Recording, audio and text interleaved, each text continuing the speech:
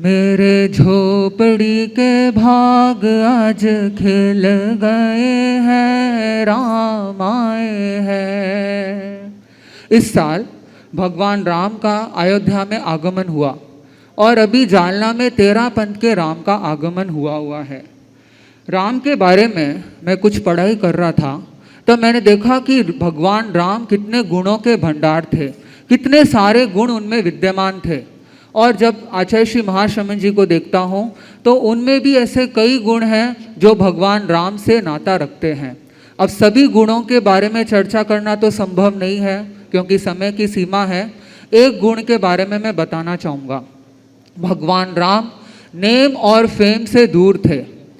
14 साल का उन्हें वनवास हुआ, उन्हें राजा का पद मिलने वाला था, फिर भी बड़ों के वचन को निभाने के लिए उन्होंने 14 साल का वनवास अपनाया। उसी प्रकार आचार्य श्री महाश्रमण जी भी, उन्होंने अभी 14 साल तक आचार्य काल अपना पूरा किया और वो भी भगवान राम की तरह यश, नाम, ख्याति, पद से बहुत दूर रहना चाहते हैं। उन्हें पद की बिल्कुल भी भूख नहीं है। ऐसे अनेक प्रसंग है। मैं आपको बहुत साल पुराना एक प्रसंग सुनाना चाहूँगा। गुरुदेव तुलसी के समय की बात है। परम पावन गुरुदेव तुलसी, ब्रह्म मुहूर्त का समय और खेतसी जी स्वामी की चर्चा चल रही थी। खेतसी जी स्वामी सतयुगी, गुरुदेव तुलसी फरमा रहे थे उनके विषय के बारे में।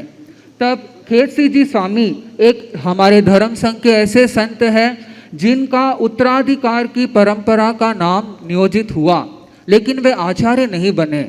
2 नियुक्ति की गई, खेतसी जी और रायचंद जी। आगे जाके रायचंद जी आचार्य बने।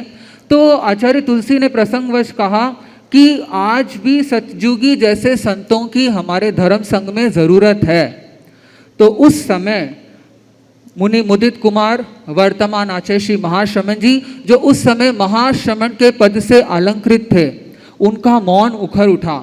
उन्होंने तुरंत गुरुदेव से विनम्र निवेदन किया, भंते आज भी सतयुगी इस धर्म संघ में जिंदा है।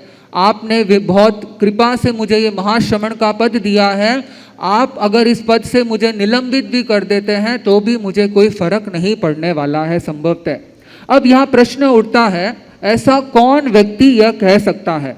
वस्तुतः ऐसा वही व्यक्ति कह सकता है जो पूर्ण रूप से आत्मस्थ है, जिसकी अंतर चेतना परम पवित्र है, निर्मल है, जागृत है, निर्लिप्त है, जिसे ना मान सम्मान की चाह और ना पद की चाह, बस जिसके रोम रोम में आध्यात्मिक बसा है। आचार्य श्री महाश्रमण जी, जिनकी हम अभी 6 दिन की ये जालना में उत्सव मना रहे हैं, 63वां जन्म दिवस, 15वां पट्टोत्सव और 50 साल दीक्षा दिवस होने को आ रहा है। हम इन तीनों को अगर ऐड करें, 63 + 15 + 50 कितना हुआ? 128। अब 128 को भी हम ऐड करें, 1 + 2 + 8 11, 11वें आचार्य और ये 11 का शुभ योग। आचार्य प्रवर, आपसे निवेदन करता हूं कि अभी आप नमस्कार महामंत्र के 3रे पद में विराजमान है। ऐसा दिन आए जब आप भी भगवान राम की तरह नवकार मंत्र के 2रे पद में विराजमान हो और हमें भी ले जाना मत भूलना, ये आपसे निवेदन है।